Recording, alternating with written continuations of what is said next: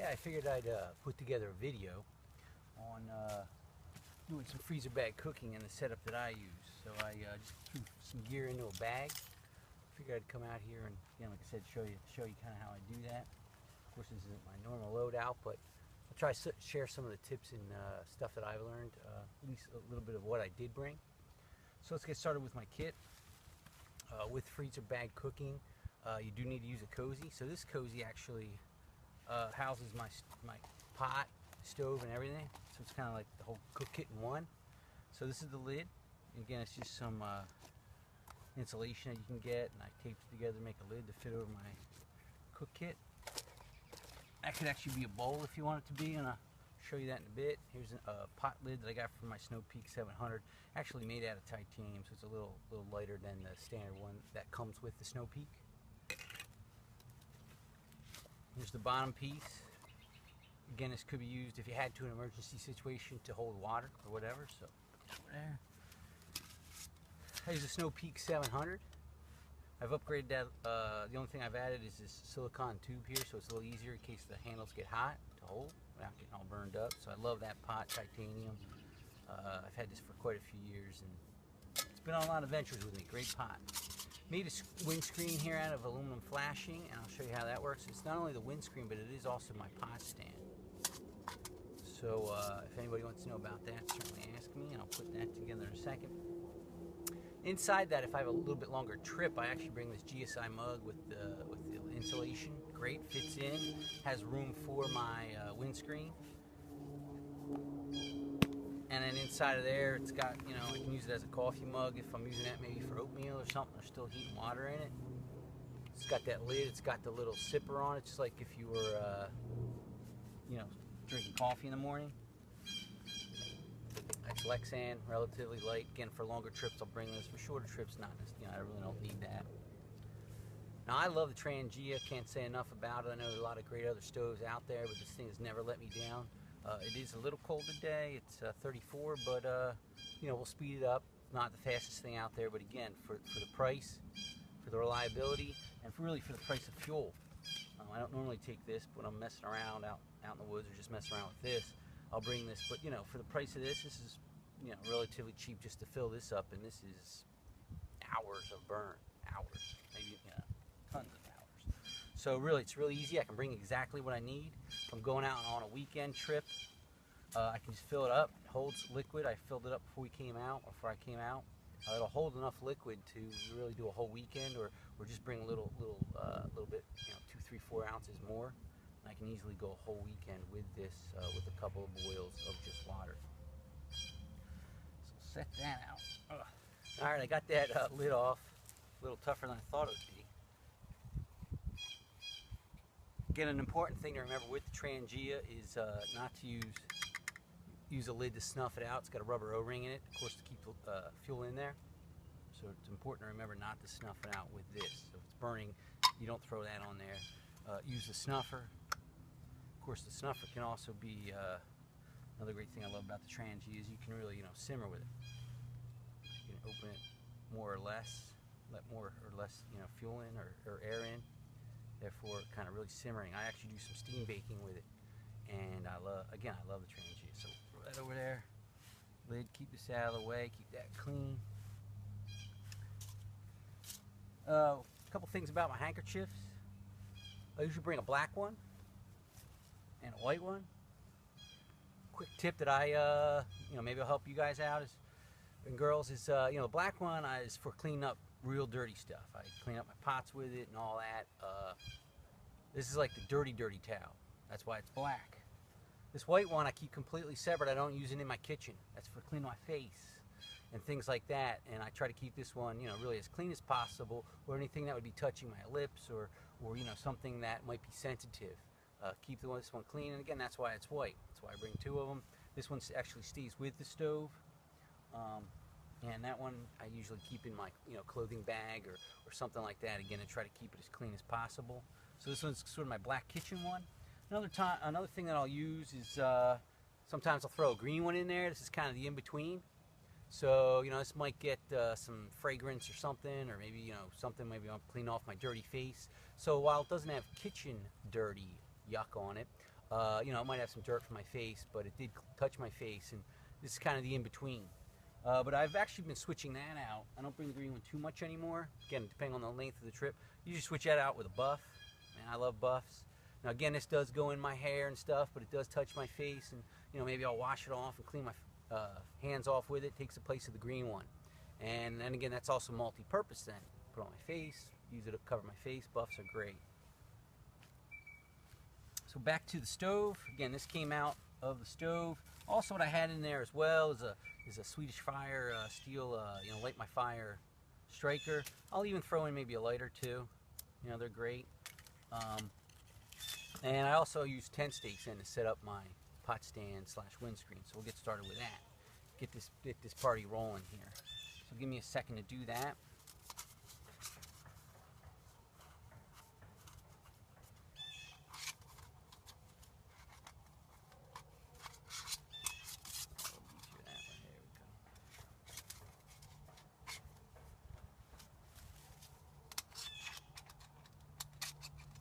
Now with when I use these titanium stakes, spares for my tent, again multi-purpose, also for the windscreen here, that actually keeps it from collapsing. The way this loops around, the way I kind of build it. So we'll get this thing started. Like I said, it's already got fuel in it. Now one thing you'll notice, if you do use alcohol, sometimes it is tough to know if it's lit in direct sunlight, because it does burn. Completely clear, very, very quiet.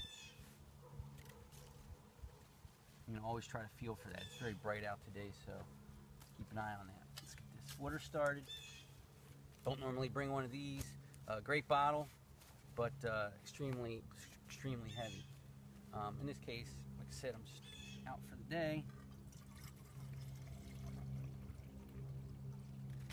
Now for my freezer bag cooking, one thing, that's why we're out here. Well, this one is kind of old.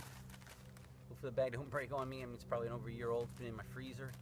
But one thing you want to remember is that, again, this has been in my freezer. I pretty much just took it out about half hour ago before I came out here. And if this is sticking together, that means you got water in there, right? Iced up, you got water. You can see that this is still really fluffy, so my beef's dry, everything's still really dry in there. And I do keep them in the freezer because, of course, your freezer is extremely low humidity. Of course, if it had humidity, it would ice up, right?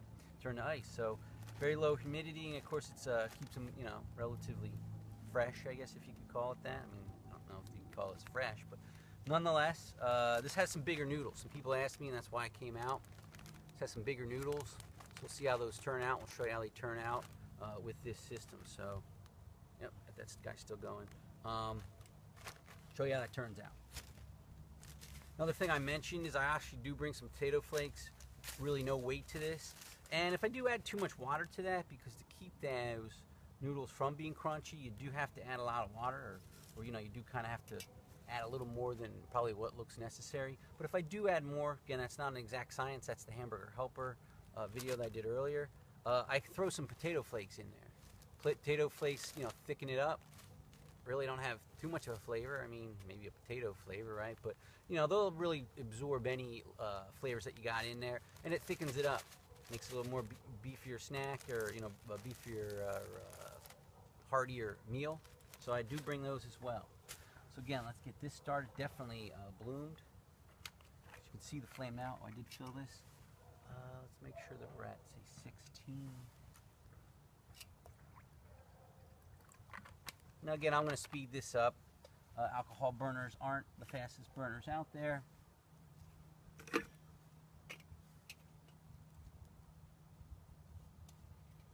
But there you go. One nice thing with the alcohol burners is, yeah, they're slow, but you know, you got a ton of other things to do. Maybe set up your tent, maybe, you know, I don't know, prepare the next meal or something, and they're quiet. Let you enjoy nature, right? That's what you're out here for. So, I'll speed it up.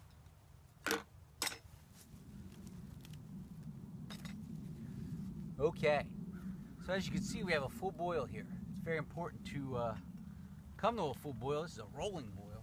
Whew. And what I did is I took my Bottom of my cozy, put the Ziploc bag in it. And again, this is kind of important because I actually eat it out of this. Not important, but this is one of the things that I do. I kind of eat it, fold the top back. Again, these are the big noodles, bigger noodles. And like I said, the ground beef in my other video should really look like asphalt nuggets. So let's dump it in there and see what we got. So, full boil. Carefully kind of dump that in there. It's very important. I usually go about an inch over, which seems like too much, but I think that's kind of the trick, at least I've found with the freezer bag cooking. These are, again, my own recipes. So mix that around, get all that powder in there, right?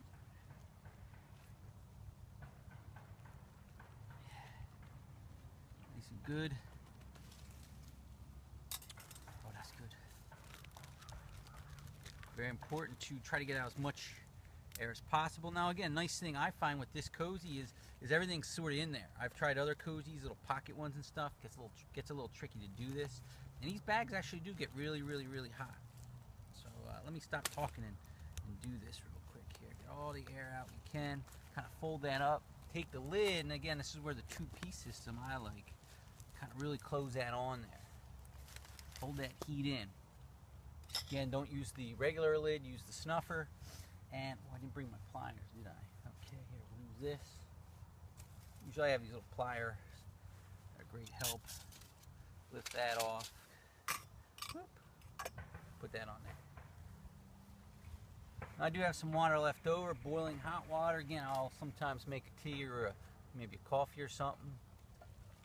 Now, it's boiling hot. Sometimes I top it off. It's not that much water in there, but I'll top it off maybe with a little bit of cooler water after I make my tea. Depending, I guess, how cold it is, you might even heat up a little more water. Or I could, of course, put a little more water in here. Nothing new there. So while that's going, we'll get my stopwatch going here.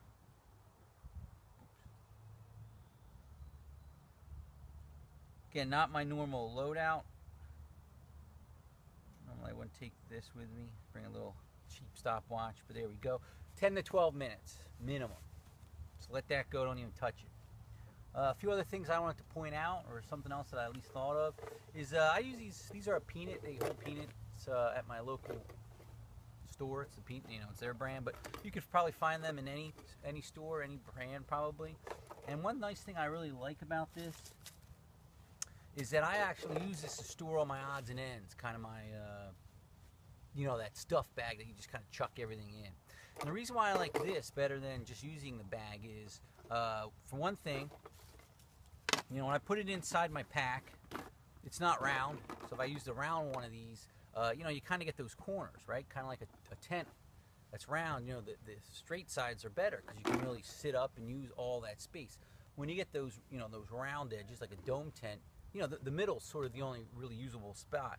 So again, I kind of using that same theory here. The square in my pack, now I know everything's stuffed together, but the square, I got a lot more room here, and I don't get those round dead spots, if you want to call it that. It also limits me to how much extra junk I can take. I've been using this size for quite a while now, and I usually pack it up with quite a bit. Now this isn't my regular loadout, but pack it up with quite a bit. But if I fill this up too much, I know I'm adding too much extra junk. Sometimes you forget what you bring and you end up throwing more in there, right? So it helps me with that. I like to use the top of the lid. As long as I keep it relatively clean, I can cut on that if I want to, or use it as a real, clean surface if I'm preparing something for first aid on it. Easily clean as plastic. At night, I can throw my cell phone and things I need to keep dry. You got that rainstorm coming. I can put everything in here, throw that anywhere. I could be outside of my tent by accident, roll outside of my tent, and I don't got to worry about it. I mean, maybe a bear could take it, but I don't have to really worry about it from getting, cold, or I'm sorry, wet, because everything's in there, and with this seal on there, it's going to be pretty tough for anything to get in there unless I got a crack in it. So it's also another great thing I love it for.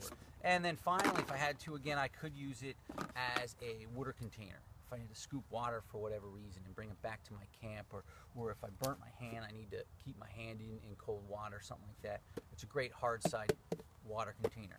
Certainly a little heavier than a stuff sack would be, But you know, I love this thing. I can't.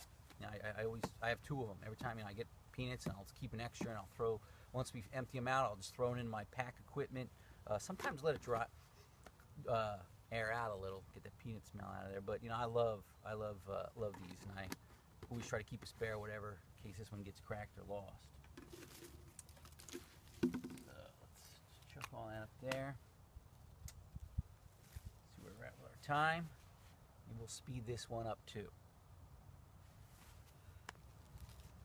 So we're just coming up. Okay, so we're just coming up on 12 minutes, or yeah, 12 minutes. So like I said, I like to you know, do the full 12 minutes, 10 to 12 minutes. Again, if you're busy and you got stuff to do, it's camp, relax, whatever. 12 minutes isn't a big deal, I guess, unless you're really, really, really hungry. That's what beef jerky's for, right? So here we go. I've cleaned up, again, most of my stuff. Got a kitchen fork here. Forgot my spork, so had to grab that. But so here we go.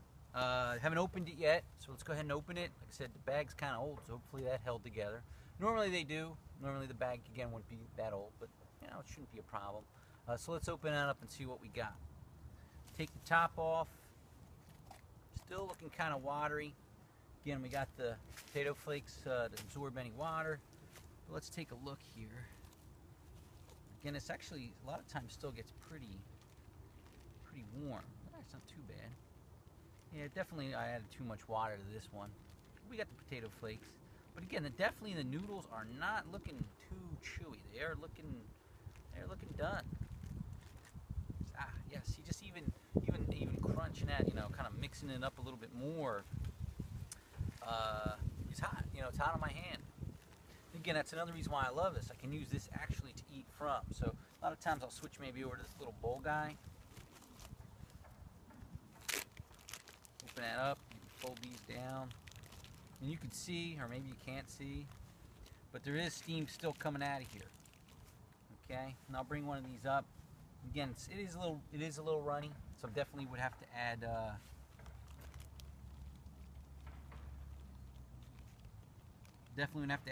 little bit of potato flakes. Not too bad actually. I mean, I found when I'm backpacking, I can probably eat wood bark. I'm so hungry sometimes. Let me bring that up to the camera.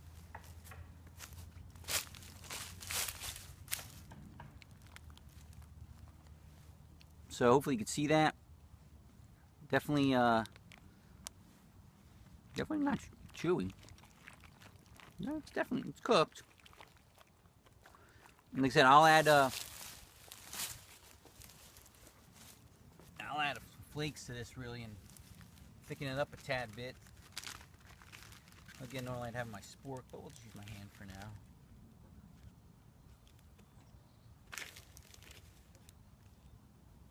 This weighs virtually nothing. If you had to, you could add water and just eat that plain. Mix that up. Oh yeah, there we go. Nice and creamy. This is a beef stroganoff. Well, as you can tell from the outside of the bag there. Like I said, it's probably been in the freezer for about a year or two. It's been a little while since I got through some of these. Definitely a lot creamier. Now I might even add a little bit more, but not crunchy, not chewy. And you can see that one there, just kind of pretty flexible. All right, well there you go. I hope you learned a few things. Hope you see how my system works. And again, it's very important to keep it in a cozy. You don't just, you got to keep it warm for quite a while. Kind of let it sit, kind of let it still cook, But it works for me. Hopefully it works for you. Love to hear about your comments or whatever. And hopefully I'll take some time to make a few more of these videos. Maybe show you my real loadout and some of the equipment I use. And if you want to see anything else, certainly let me know. And maybe we'll put some more of these together. Thanks.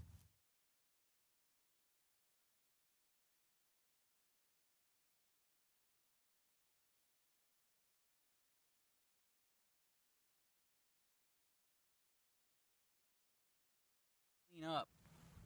That's it. that's what I brought it in, and that's what I cooked it in, and that's what it's kind of like. That's the trash. I would go into my trash bag. I'd hike that out.